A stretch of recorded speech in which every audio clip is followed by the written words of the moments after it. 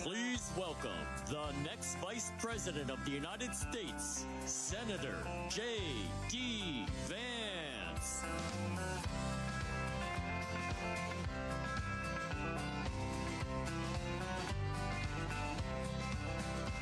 Why don't we liberate these United States? We're the ones who need it worst.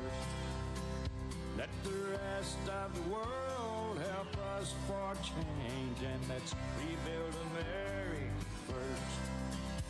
Our highways and bridges are falling apart. Who's blessed and who has been cursed? There's things to be done all over the world. Wow.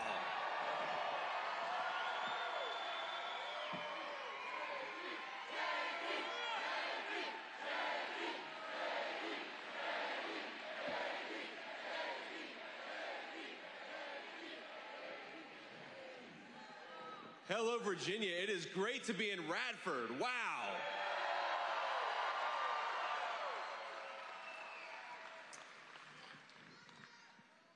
I love you guys too. I grew up in a place a lot like this one called Middletown, Ohio. And that's where I learned the values of loyalty, family, duty, and honor. And that's where I decided to enlist in the United States Marine Corps when I graduated from high school in 2003.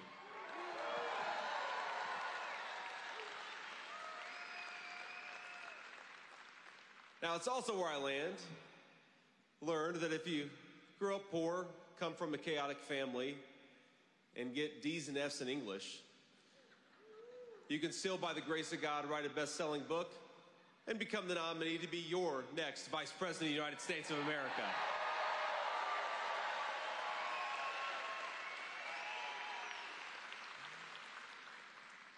Now, my friends, I want to say I make a simple pledge. President Trump and I make a simple pledge that we will pour out every last drop of sweat, we will work our tails off, and we will make America great again, and we're going to do it together.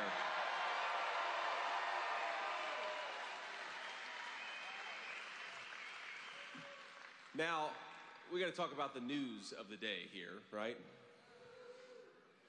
I was swimming with my kids yesterday, and my wife told me that Joe Biden had decided to withdraw from the presidential race.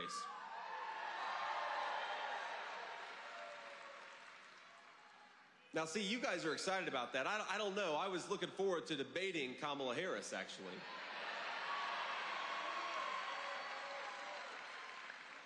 So to the Democrats who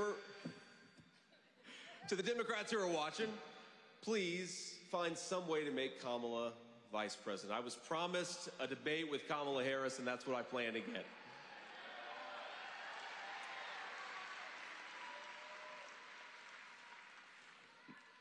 Now, history will remember Joe Biden as not just a quitter, which he is, but one of the worst presidents of the United States of America. But my friends, Kamala Harris is 1,000,000 times worse, and everybody knows it.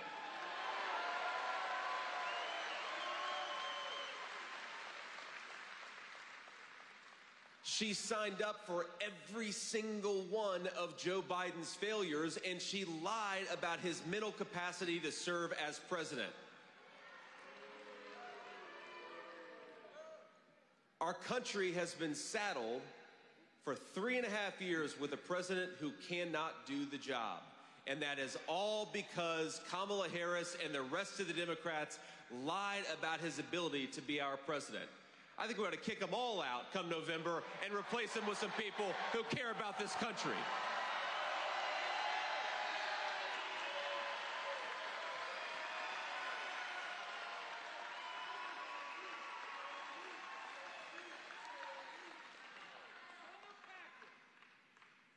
Now, remember this. Let's talk about some of those substantive failures. Kamala Harris is America's border czar. And how's our border doing, ladies and gentlemen? She hasn't talked to the chief of Border Patrol a single time in her entire tenure as border czar. Remember, on her very first day in office, she and Biden suspended deportations. They stopped construction of the border wall, and they re-implemented catch and release. The border crisis is a Kamala Harris crisis. Let's not let her ever forget. Let's never stop reminding her of that fact, and let's never stop reminding people the fact that when President Trump was president, we had a secure border and we put our citizens first.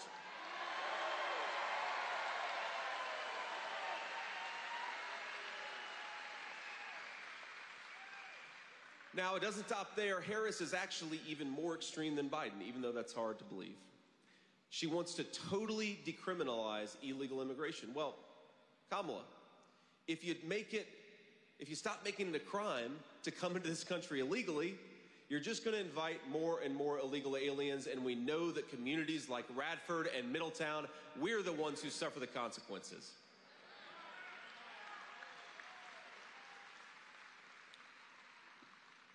Now, I know this area has been affected by a lot of stupid trade deals, a lot of deals that have shipped good American manufacturing jobs overseas.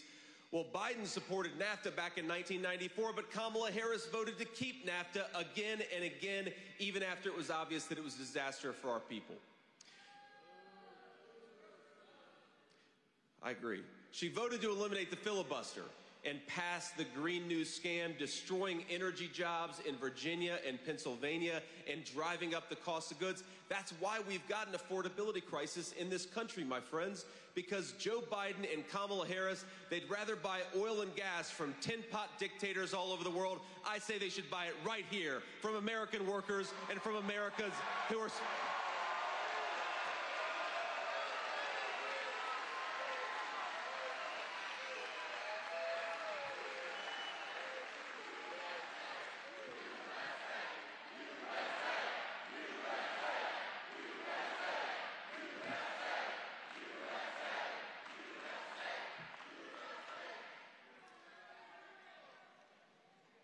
It's simple. Drill, baby, drill. It's not that complicated. We've got it right here.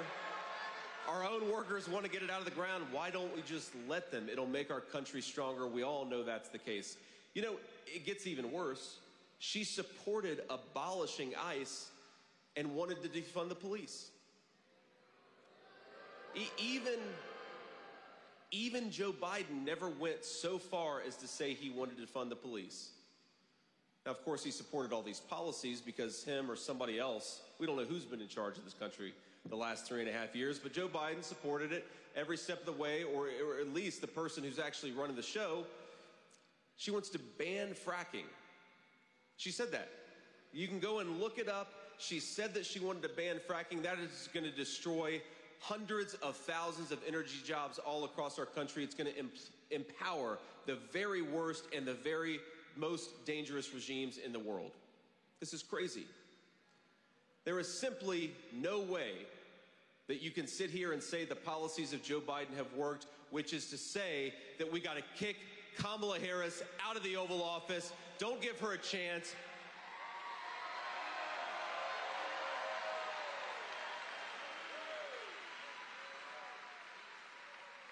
Don't give her a chance to run away from the Biden record. The Biden record is the Kamala Harris record, and given what we know about Joe Biden, Kamala Harris probably did a lot more than Joe Biden does over the last 3.5 years. And while we're on the subject of Joe Biden, can anybody just admit that if Joe Biden is not fit to run for president, he ain't fit to serve as president of the United States either?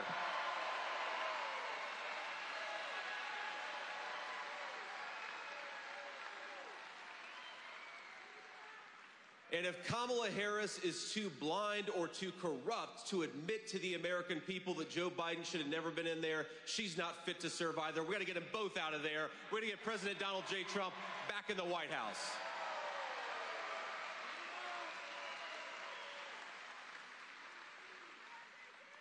They both have to go. It's that simple. It really is. Now look, the thing is, I am a member of a community that has been affected by all these terrible policies. I grew up in a working class family. I grew up in a family where kids said, other people said, that kid's not going to turn out to be anything. I remember when I didn't have any hope for my future, I didn't have any hope for my community, I thought that chaos and instability was going to be the narrative of my life, that there was no future. And now I'm running. Now I'm running as Donald J. Trump's vice president. It turned out pretty well for me.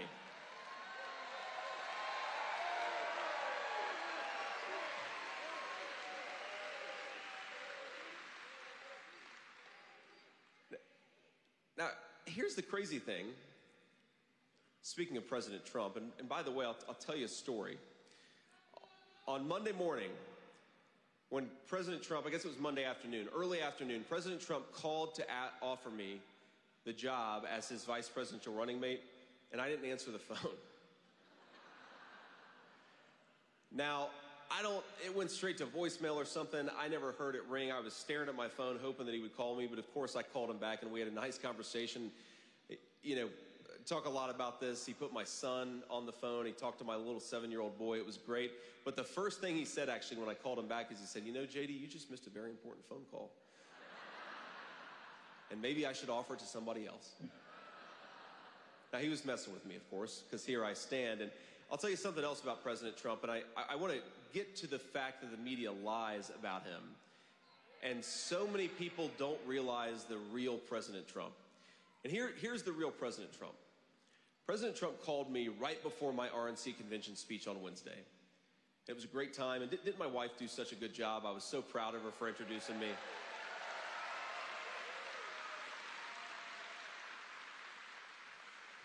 But he called me, and he said, JD, you're going to do a great job. It was just a nice pep talk.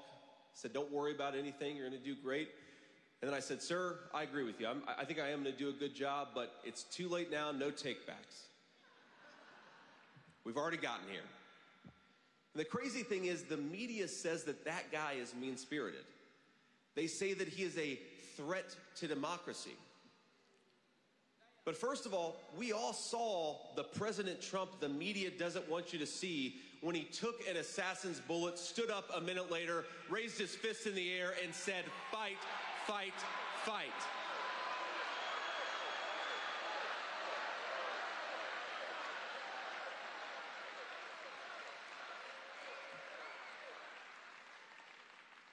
That's the President Trump I know, the guy who stood in defiance of an assassin's bullet and then just a few moments later called for national calm and unity.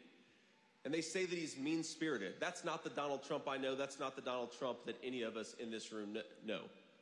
They also say that he's a threat to democracy, but if I recall, Donald Trump won the Republican primary in 2016, won the election, and won another Republican primary just a few months ago. Democrats are the ones who want to throw out 14 million ballots and not elect Kamala Harris, but select Kamala Harris. With a bunch of billionaires and Barack Obama and Nancy Pelosi making the decision instead of Democrat voters, it's disgraceful, and that's the threat to American democracy. That corruption and that broken process.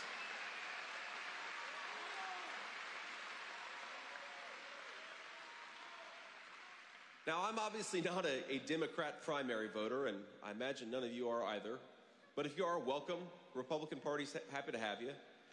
But if you are a Democrat primary voter, they don't give a damn about you because they don't give a damn who you voted for.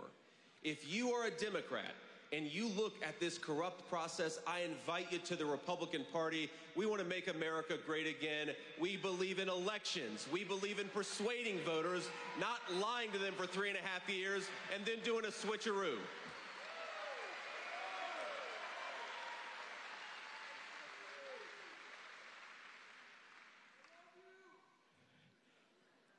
It really doesn't matter who we run against, let's be honest, because every Democrat in leadership has supported these broken policies, and every last Democrat in leadership lied about Joe Biden's fitness for the office, about his mental competency, about whether he could basically function and do the job. And aside from that, every last Democrat contender wants open borders, more legal immigration. They want more trade giveaways, and they supported them from the very beginning. They want more endless wars and more criminals on the streets. Ladies and gentlemen, that is a crappy platform, whoever they put as the figurehead of the Democratic Party.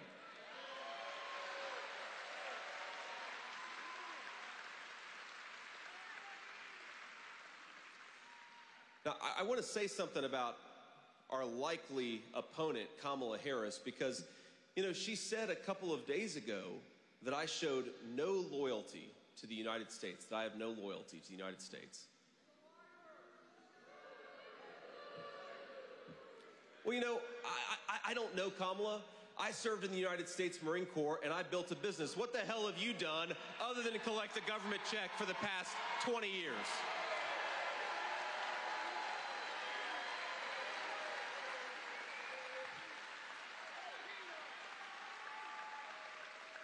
But I want to say, my friends, whether it's Kamala Harris or anybody else, it's the same Democrat machine. It's the same lies and corruption. It is the same broken promises, inflation crisis, border crisis. We don't need any of it. We need President Donald J. Trump back in the White House.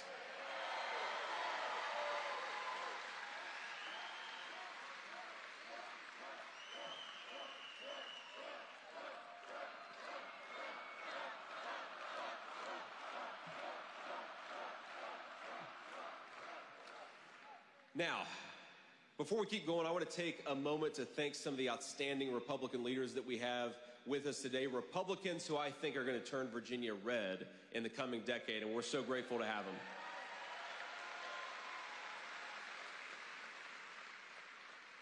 You guys, of course, have a great governor in Glenn Youngkin. I understand he's working.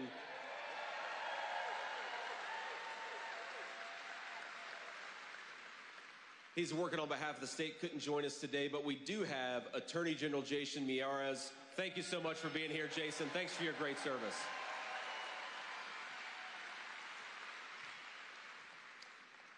We've got Congressman Morgan Griffith. Where's Morgan at? There you are, Morgan. Thank you, man. Now we've got former Congressman Virgil Good and Bob Goodlad. Where they are right here. Great. Thank you, guys. A guy I've gotten to know a little bit, an incredibly special veteran of our armed forces, a true patriot, and the next senator from the state of Virginia, Hung Cao. Thank you, Hung.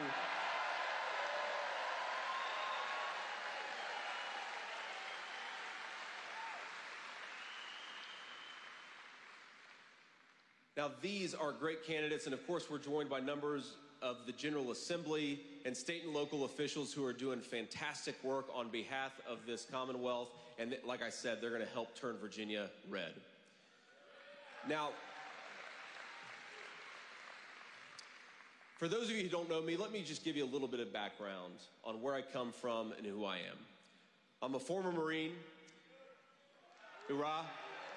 Semper Fi. I graduated from the Ohio State University and Yale Law School. I started a business to create jobs in places like the one that I grew up in, places that have been left behind by Washington's leadership, but still have a lot of grit, a lot of determination, and a lot of opportunity if we could stop screwing up in Washington, D.C.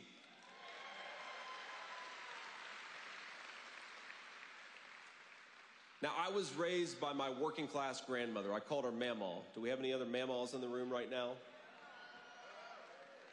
We're in Appalachia, right? We got a lot of Mamaws.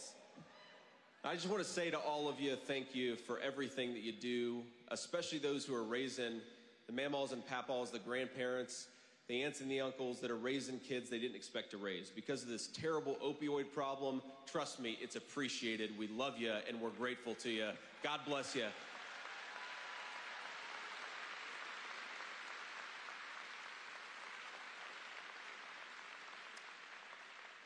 Now, my Mamaw raised me because my mom struggled with addiction, opioid addiction, for a big chunk of my early life. Now, Mamaw was a tough old bird. She was a very devout Christian and a very thoughtful Christian, but she also loved the F word. She was a woman of contradiction. She could make a sailor blush, I'm not kidding you. She was my guardian angel in so many ways, and thanks to her, I had a chance to live the American dream. And if there's anything that President Trump's leadership is about, it is about ensuring that your kids have access to the American dream, that your kids have access to the incredible opportunity of this country.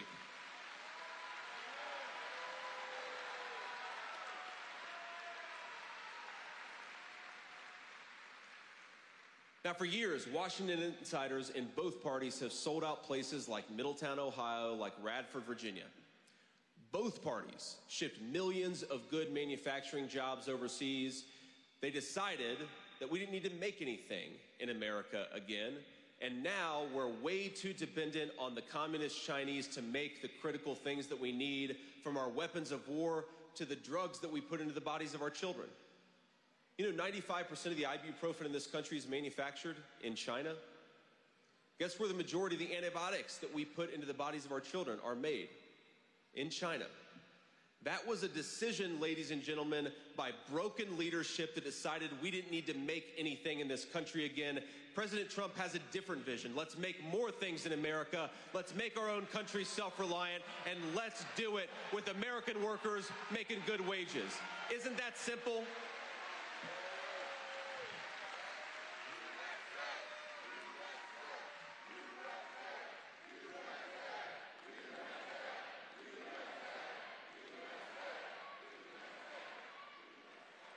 Now, the left calls President Trump and his supporters radicals. But what's radical about thinking that we should make more of our own products in Virginia, Ohio, and Pennsylvania? There's nothing radical about that. It's common sense. And under President Trump's leadership, my friends, we're going to change some things around, and you're going to see more and more products stamped with that beautiful logo, made in the USA. It's time.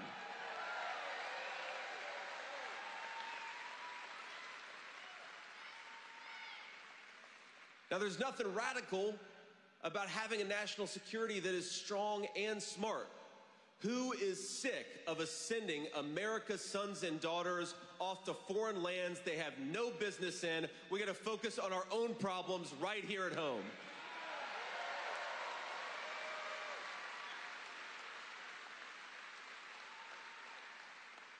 And sometimes we do have to go to war. Our national security depends on it. But as President Trump showed when he took out ISIS, when we punch hard, and we punch to win.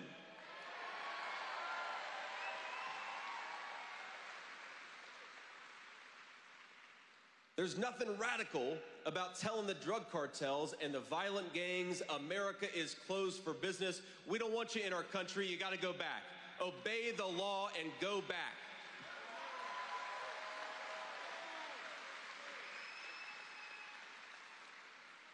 We're going to secure that border under President Trump's leadership. We're going to stop the poison fentanyl that's coming into our country, and we're going to make America safe for Americans again, not the drug cartels and the criminals.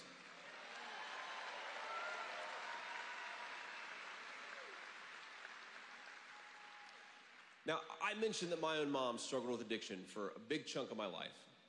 And I stand here and I'm very proud to say, and I don't know if you saw this at the RNC convention, but she had a really lovely moment. But Mom has been clean and sober for almost 10 years. It'll be 10 years in January. Thank you.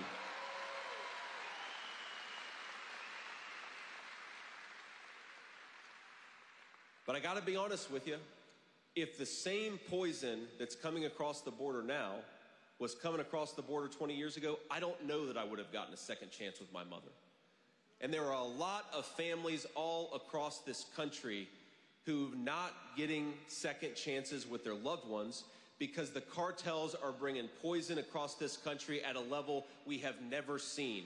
We have got to shut that border down, make America safe again. It's common sense, it's not radical, and we're going to do it under President Donald Trump's leadership.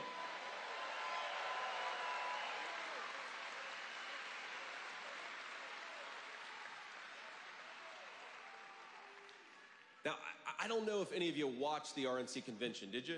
Went pretty well, right?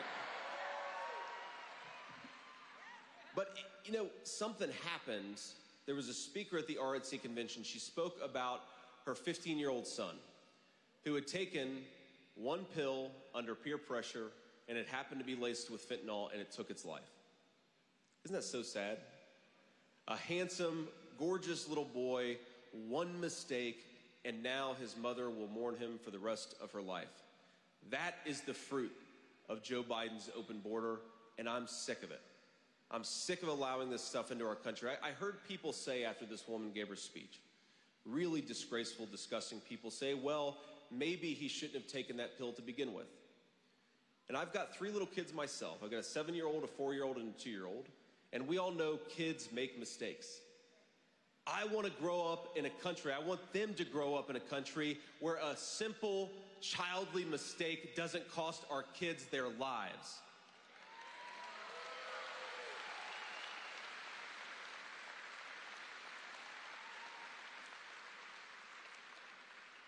I want to grow up, and I want my children to grow up in a country where they can work a good job, whether they went to college or didn't go to college. They can work in a manufacturing economy where we make things with our own hands and we do it with American workers.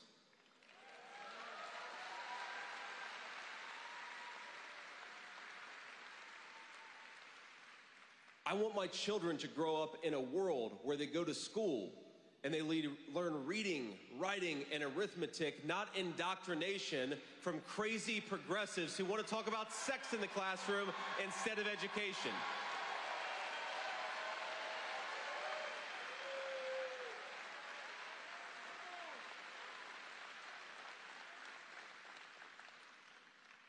I want my kids to grow up in a country where the police are respected and they're empowered to keep our children safe and secure in their own neighborhoods.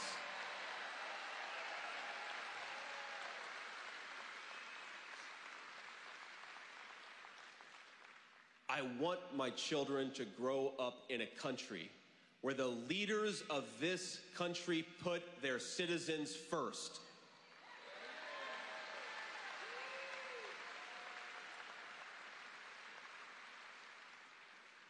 And I want my children to grow up in that country, and the only way it's going to happen if we make better decisions in Washington, D.C. We have got to send Donald J. Trump back to the White House to do all these things and so much more.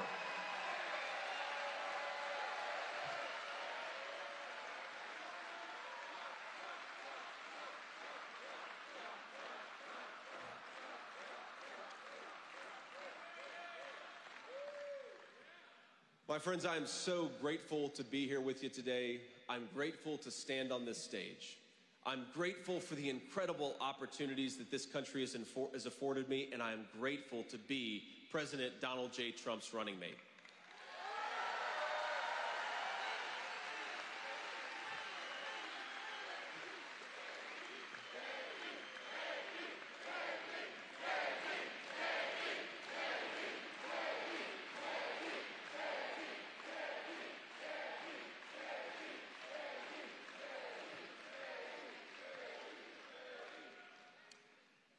We've got an incredible opportunity here. We've got an opportunity to win races up and down the ballot. We have the opportunity to reestablish American energy dominance, restore American manufacturing, defeat this crazy inflation, and kick the drug cartels the hell out of our country.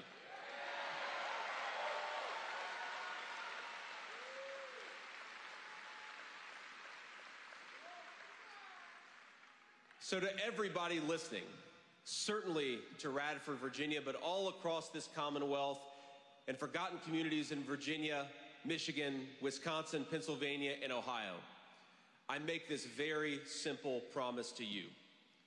I will fight, President Trump will fight, we will fight every single day to restore an America that works for you, for your children, and for your grandchildren.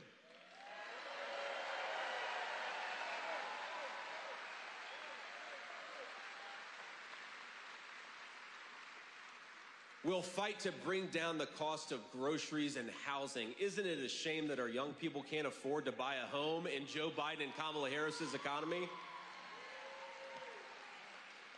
We'll fight to bring down the cost of energy. We'll fight to close the border. We'll fight to get this fentanyl out of our communities. We will do all of these things, but the only way to do it is to re-elect President Donald J. Trump, President of the United States. Let's get to work, my friends. Let's do it together. I know that we can. Thank you all. God bless you, and God bless America.